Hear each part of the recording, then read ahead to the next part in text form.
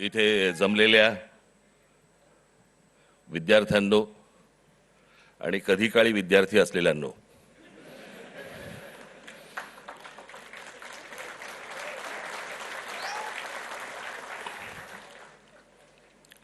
हे लाईट जरा बंद करता येतील किंवा कमी करता येतील का? हे समोरचे हे हा पण हा बंद, हा बंद, आणि हा बंद करा पहिला, हा हा वरचा करता येईल का? हा बस.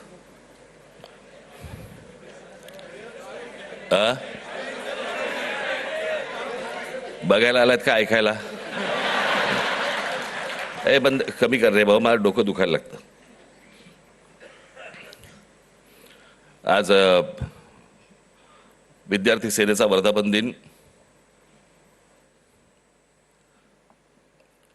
खूप वर्ष झाली माझी राजकारणाची सुरुवातच ही विद्यार्थी सेनेतून झाली आणि त्याच्यातनं काम करत करत करत करत घडत घडत घडत घडत आज इथपर्यंत आलो. अमित आणि त्याचे सगळे सहकारी उत्तम काम करतील अशी अपेक्षा आहे, आशा आहे.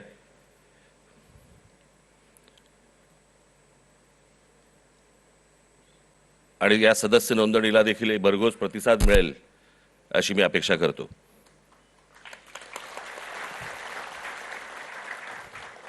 आज एवढ्या मोठ्या आंदोलनानंतर आज इतक्या लगेच विद्यार्थ्यांच्या आंदोलनानंतर लगेच इतक्या लवकर विद्यार्थी सेनेचा वर्धापन दिन आलाय.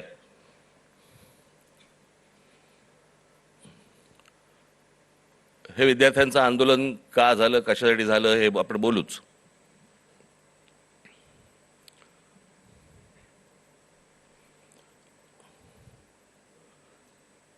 परंतु मी ज्या वेळेला कामाला सुरुवात केली त्यावेळेला काळ वेगळा होता, विषय वेगळे होते, आत्ताचे विषय वेगळे आहेत.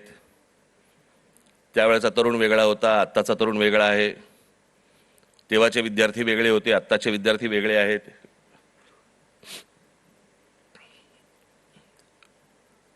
आम्ही जो काळ पाहिला तो टेलिग्राम पासून ते इंस्टाग्राम पर्यंत पाहिला.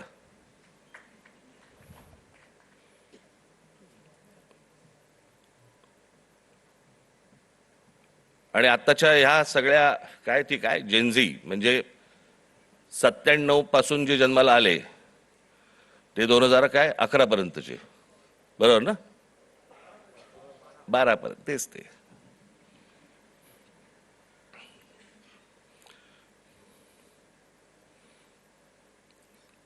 या मुलांचं म्हणणं काय, या मुलांना काय हवंय? आपण हे जेनझी करतोय. इंग्रजी बोलणारी फक्त जेनझी नसतात. माझी विद्यार्थी सेनेच्या सर्व सहकाऱ्यांना माझी विनंती आहे, जेनझी 97 नंतर जन्माला आलेले 2011 पर्यंत 12 पर्यंतची मुलं ही महाराष्ट्राच्या ग्रामीण भागात पण आहेत.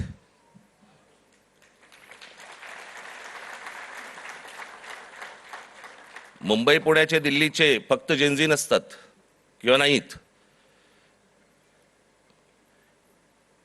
या मुलांच्या अपेक्षा काय आहेत, आशा काय आहेत, यांना काय हवंय?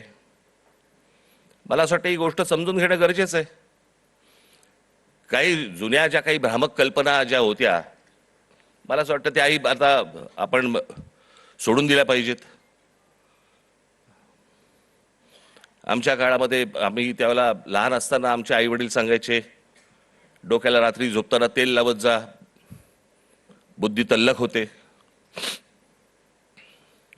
एका माणसाने आयुष्यभर केसाला तेल चोपडलं पण बुद्धी नाही आली.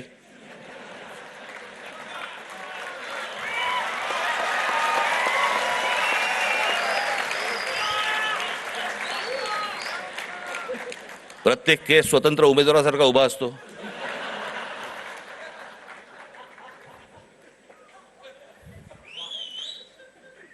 आणि हे म्हणे शिक्षण आणि तंत्रज्ञान मंत्री.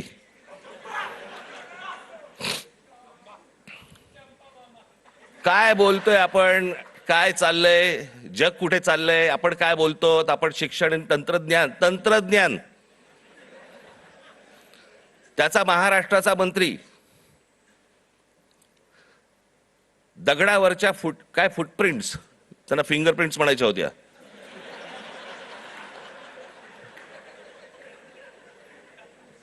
ते म्हणे आता लिंक आधारशी करणार. कसं?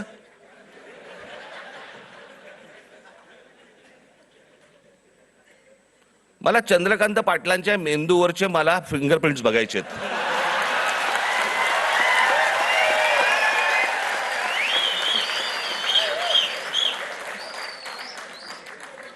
कोल्हापूरकरांनी ज्ञान मिळावं म्हणून या माणसाला कोल्हापूरवरनं पुण्यात पाठवलं, जिकडे बाबा शिक्षणाचं बाहेरघर आहे.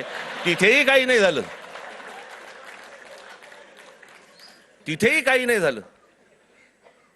आता असे शिक्षण मंत्री म्हटल्यानंतर जेनझींचा पारा सणकणार की नाही सणकणार, चढणार की नाही चढणार,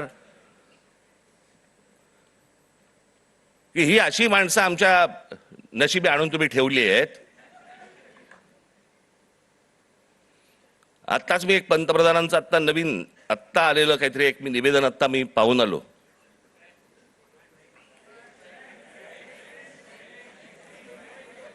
ज्यात त्यांनी असं सांगितलेलं आहे की ज्या प्रकारचे व्हिडिओज आणि ज्या प्रकारची भाषा वापरली गेली